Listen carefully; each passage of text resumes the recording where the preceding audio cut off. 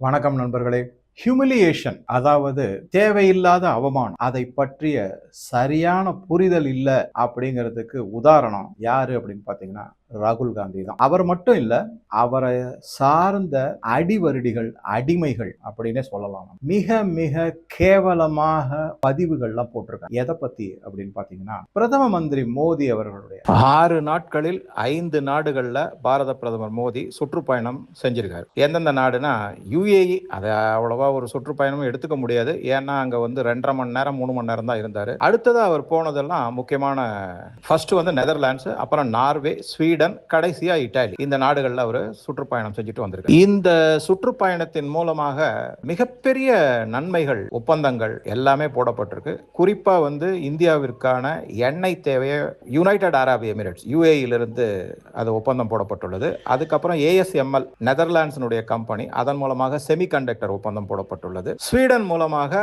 பலவிதமான ராணுவம் சார்ந்த தயாரிப்புகளுக்கு இந்தியா மூலமாக ஒப்பந்தம் போடப்பட்டுள்ளது. நார்வே பற்றி சில ஒப்பீனியன்லாம் இருக்கு. அங்க குறிப்பா வந்து என்னன்னா, நார்வேலிருந்து பலவிதமான முதலீடுகள் இந்தியாவிற்கு வருவதற்கான எல்லா ஒப்பந்தங்களும் போடப்பட்டுள்ளது. இவங்களுக்கு நாட்டுப்பற்று இல்ல அப்படிங்கிறது தெள்ள தெளிவான உண்மை. அதை வந்து மறுக்கவே முடியாது. அதே மாதிரி இந்தியாவின் உன்னதங்களையோ, இந்தியாவின் பெருமைகளையோ அவங்க அதை பத்தி கவலையும் படுறது கிடையாது. அதுக்கு பதிலா வெளிநாடுகள் எல்லாம் போய் இந்தியாவை குறை சொல்றது, குறைவாக மதிப்பீடு செய்வது, கேவலமாக பேசுவது, இந்த நாட்டில் ஜனநாயக முறையில தேர்ந்தெடுக்கப்பட்ட ஒரு அரசையும் அதனுடைய பிரதம மந்திரியும் மிக கேவலமாக, கீழ்த்தரமாக விமர்சிப்பது, இதெல்லாம் பண்ணிட்டு இது தொடர்ந்து வந்துகிட்டு தான் இருக்கு. இவங்களுக்கு ஜால்ரா அடிக்கிறதுக்குன்னு நிறைய பேர் இருக்காங்க.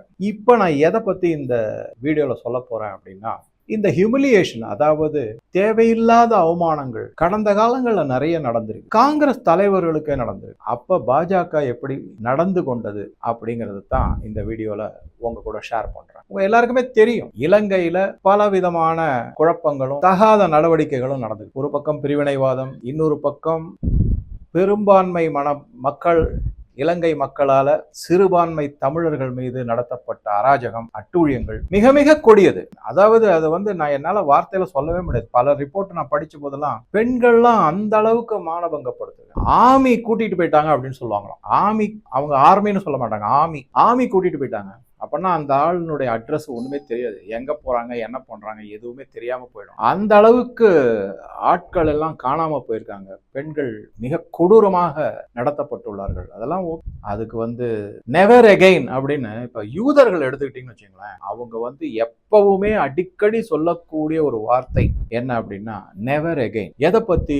நாசி ஹிட்லர் காலத்துல இருந்த, அப்பொழுது நடந்த கொடூரங்கள், யூதர்களுக்கு நடத்தப்பட்ட மாதிரி கொடூரங்கள் நெவர் அகைன், இனிமே இந்த மாதிரி நடக்கவே கூடாது, நடக்க விடமாட்டோம் அப்படிங்கிற ஒரு நாட்டுப்பற்றோட அவங்க முனைப்பா இருந்தாங்க. அதுதான் இன்னைக்கும் கடைபிடிச்சிட்டு வராங்க. அந்த மாதிரி நம்ம வந்து முகலாயர்கள் நம்ம மேல நடத்தியது, இந்த ஸ்ரீலங்காவை பத்தி பேசுறதுனால அங்க பெரும்பான்மை இன மக்கள், சிறுபான்மை இன தமிழர்கள் மீது நடத்தியதையோ இது வரைக்கும் யாரும் சொல்லவே இல்லை. நம்ம தான் சொல்றோம் நெவர் அகைன் அப்படின்னு சொல்லி. அதனாலதான் பாரத பிரதமர் மோடி வந்து இலங்கை சிறுபான்மையான தமிழர்களுக்கு பல உதவிகளை செய்ய, ஸ்ரீலங்காவை பல விதமான அழுத்தத்துக்கு உள்ளாக்கி இருக்காரு. இதெல்லாம் நம்ம பார்க்கிறோம், நம்ம குறைந்து மதிப்பிட முடியாது. அந்த முன்னெடுப்புகள்லாம் விளம்பரப்படுத்தப்படுவதில்லை, மக்களுக்கும் தெரிவதில்லை. இன்னமும் வந்து பழைய பல்லவியை தான் பாடிட்டு இருக்காங்க. இந்த வீடியோல குறிப்பா நம்ம எதை பார்க்கலாம் அப்படின்னா, 2-3 நிகழ்வுகள், அதுக்கு பாஜக எப்படி நடந்துகிட்டாங்க, அடுத்த வீடியோல எந்தெந்தெல்லாம் நடவடிக்கைகள்லாம் நடந்தது, குறிப்பா நார்வே நாட்டுல அதை வச்சு இவங்க இந்த இந்தியாவில் எந்தெந்த மாதிரி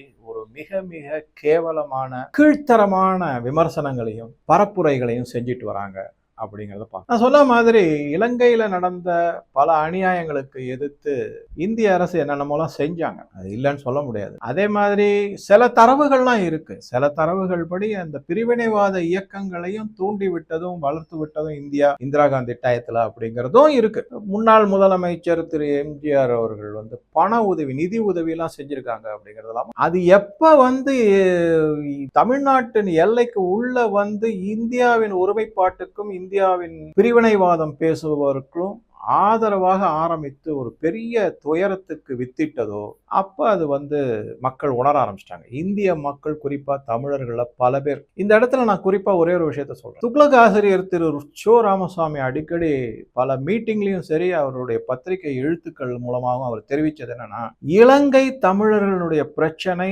ஒரு தேர்தல் உத்தியாக கருதக்கூடாது. இவங்க அதை வச்சுக்கிட்டு எமோஷனலா ஓட்டு வங்கியை உருவாக்க நினைக்கிறாங்க. அது நடக்காது. அந்த தமிழக மக்கள் அதுக்கு தயார் இல்லை. அவங்களுடைய எண்ணங்கள் வேற. இதை பத்தி அவங்க முக்கியத்துவம் கொடுப்பதில்லை அப்படின்னு தெள்ள தெளிவா சொல்லியிருக்காரு. அது அவர் சில அதுக்கான காரணங்களை சொல்லி படிச்சிருக்கேன் நான். அது ரொம்ப நல்லாவும் இருந்து. இப்ப முக்கியமா என்னன்னா, முன்னாள் பாரத பிரதமர் திரு ராஜீவ் காந்தி அவர்களை இலங்கை ராணுவ வீரர் ஒருவர் தாக்கினார். அவர் அணிவகுப்பு கடந்து போயிட்டு இருக்கும்போது துப்பாக்கியினுடைய பின்புகத்தால அவர் தலையில அடிச்சிருக்காங்க. இது மிக மோசமான கண்டனம் தெரிவிக்கக்கூடிய நிகழ்வு. கண்டனம் தெரிவித்தாங்க. யாரு? பாஜக தெரிவிச்சது. பாஜக அவமானப்பட்டுட்டார் ராஜீவ் காந்தி அப்படின்னு சொல்லவே இல்லை. அவங்க என்ன சொன்னாங்க அப்படின்னா, பாஜகவினுடைய தலைமை, இது இந்தியாவின் மீது நடத்தப்பட்ட தாக்குதல், இது இந்தியாவின் மீது நிகழ்த்தப்பட்ட அவமானம். 100 கோடி மக்களுடைய பிரதம மந்திரி, அவர் ஜனநாயக முறைப்படி தேர்ந்தெடுக்கப்பட்ட பிரதமர், அவருக்கு ஒரு அவமானம் என்றால் அது இந்திய மக்களுக்காக நிகழ்த்தப்பட்ட அவமானம். இதை நாங்கள் பொறுத்துக் கொள்ள முடியாது. இதை கடுமையாக கண்டனம் தெரிவிக்கிறோம் அப்படின்னு சாடினாங்க. அதுக்கு அடுத்த ஒரு நிகழ்வு நடந்தது. அது 2013 நடந்தது. பாகிஸ்தான்ல அப்ப பிரதம மந்திரியா இருந்தவர் நவாஸ் ஷெரீப். அவர் இந்திய பிரதமர் மன்மோகன் சிங்க கேவலமாக விமர்சனம் வச்சு தெஹத்தி அவுரத் அப்படின்னு சொன்னார். ஒரு ஒன்னுத்துக்கும் உதவாத ஒரு வயதான முதிர்ந்த எதற்குமே லாயக்கற்ற ஒரு முதிர்ந்த பெண்மணி போல இருக்காரு அவர் அப்படின்னு தெஹத்தி அவுரத் அப்படின்னு சொல்லி ஒரு கமெண்ட் வச்சார். அதற்கு முதலாக கண்டனம் தெரிவிச்சது யாருன்னு நீங்கன்னா ஆச்சரியமா இருக்கும் உங்களுக்கு. அப்போது குஜராத்ல முதலமைச்சராக இருந்த திரு மோடி அவர் கண்டனம் தெரிவிச்சார். செமத்தியான கண்டனம் தெரிவிச்சார். 100 கோடி மக்களுடைய பிரதம மந்திரி அவர். நீங்க இந்த 120 கோடி, அப்ப 120 கோடி 125 கோடி இருந்தது. அப்பேற்பட்ட ஒரு மக்கள் தலைவர் என்ன இருந்தாலும் இந்திய நாட்டினுடைய பிரதம மந்திரி அவமானப்படுத்தது எங்களால பொறுத்துக்க முடியாது, கடுமையான சாடி. அதுக்கப்புறம் அதே மோடி பின்னால அதே நவாஸ் ஷெரீப்பை தனிப்பட்ட முறையில ஸ்டாப் ஓவர் மாதிரி செஞ்சு இறங்கி பார்த்துட்டு வந்தார். எல்லாருக்கும் ஆச்சரியமா இருக்கும். அந்த நவாஸ் ஷெரீப்பை அமெரிக்கா மற்றும் அதனுடைய CIA, டீப் ஸ்டேட், அதை தவிர பாகிஸ்தான் ராணுவம்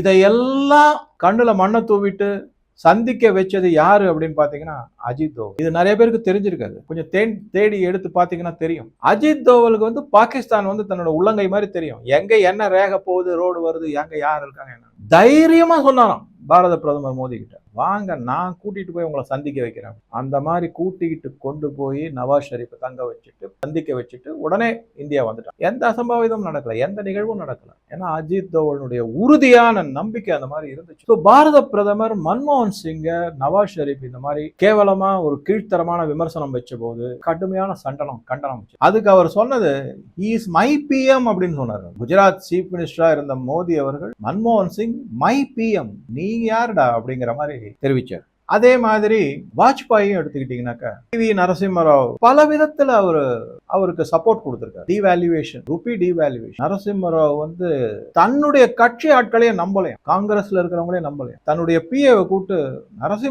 வாஜ்பாய் வர சொல்ல, அப்படி இந்த மாதிரி நான் பண்ண போறேன், நீ கோ ஹெட், எதிர்கட்சி நான் தலைவர், நான் பாத்துக்கிறேன், அந்த தைரியத்துல பண்ணாருங்கிற ரெக்கார்டெல்லாம் இருக்கு. அதே மாதிரி வாஜ்பாய் இந்திரா காந்திய பல விதத்துல சப்போர்ட் பண்ணிருக்காரு. பாரதம் அந்த நாட்டுக்கு ஒரு கெடுதல், அந்த நாட்டுக்கு ஒரு கிரைசிஸ் வரும்போது பாஜகவில் இருக்கக்கூடிய தலைவர்கள் எல்லாருமே நாட்டுப்பற்றோட நடந்திருக்காங்க. தனி நபர் அவமானமாக கருதவில்லை. அது நாட்டுக்கு ஏற்படுத்தப்பட்ட அவமானம். இந்த நாட்டு மக்களால் தேர்ந்தெடுக்கப்பட்ட அரசுக்கும் பிரதமருக்கும் ஏற்படுத்தப்பட்ட அவமானம் அந்த மாதிரி சப்போர்ட் பண்ண, அது நாட்டுப்பற்று. இப்ப ராகுல் காந்தியும் அவருடைய அடிவருடிகளும் எவ்வளவு கேவலமான, ராகுல் காந்தியே அது மாதிரி போட்டிருக்காரு பதிவுகள்லாம். நான் அடுத்த வீடியோல அதை எல்லாத்தையும் உங்ககிட்ட டீட்டெயிலா சொல்றேன். அந்த மாதிரி நாட்டுப்பற்று உடையவர் இவர்கிட்ட போய் நம்ம இந்த ராகுல் காந்தி கூட்டத்துக்கிட்ட நாட்டுப்பற்றை எதிர்பார்க்க முடியும்? கண்டிப்பா முடியாது. உங்க எல்லாருக்கும் தெரிஞ்சிருக்கும்.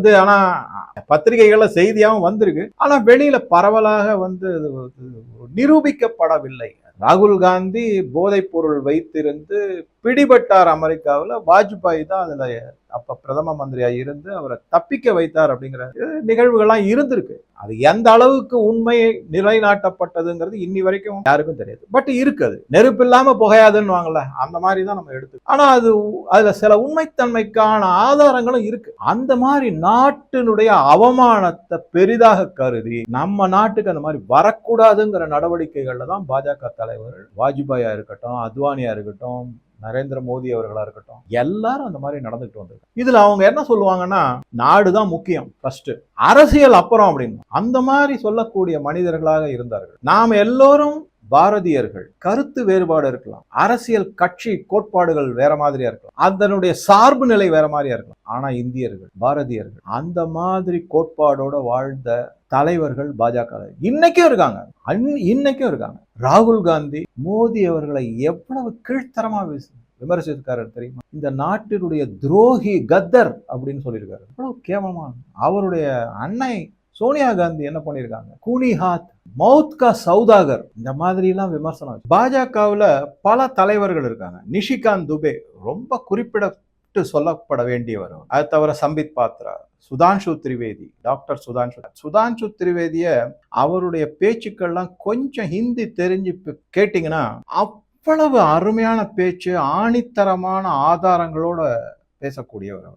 இவங்கெல்லாம் கடுமையான விமர்சனத்தை காங்கிரஸ் மேலையும் ராகுல் காந்தி மேலையும் வைக்கிறாங்க. ஆனா எப்பவுமே கீழ்த்தரமா இறங்கி ஒரு நாகரிகமே இல்லாம பேசக்கூடியவர்கள் கிடையாது. அந்த மாதிரி பேசுறது ஃபுல்லும் காங்கிரஸ்லயும் சரி, இங்க தமிழ்நாட்டிலையும் டிஎம்கேவும் அப்படிதான் பேசுவாங்க. அது எல்லாமே உங்களுக்கு தெரியும். இந்த மாதிரி பல தலைவர்கள் அவங்க கடுமையான விமர்சனம் வைச்சாலும் கீழ்த்தரமான விமர்சனம் வைக்கவில்லை. அதுதான் இது. எதனால நான் இதை சொல்றேன் அப்படின்றதுக்கு அடுத்து வரக்கூடிய வீடியோல இந்த 5 நாட்கள் 4 நாடுகள்ல பாரத பிரதமர் சுற்றுப்பயணம் செஞ்சு விட்டு வந்தார். அதை பத்தின பல கீழ்த்தரமான விமர்சனங்களை நம்ம பார்க்கும்போது இதற்கு ஒரு ப்ரிலூடு மாதிரி இதை நான் சொல்லியிருக்கேன். அடுத்த வீடியோல அதை எல்லாமே டீட்டெயிலாக நம்ம பார்க்கலாம். ஸோ இந்த வீடியோ பத்தி உங்க கருத்துக்களை பதிவிடவும். நன்றி, வணக்கம்.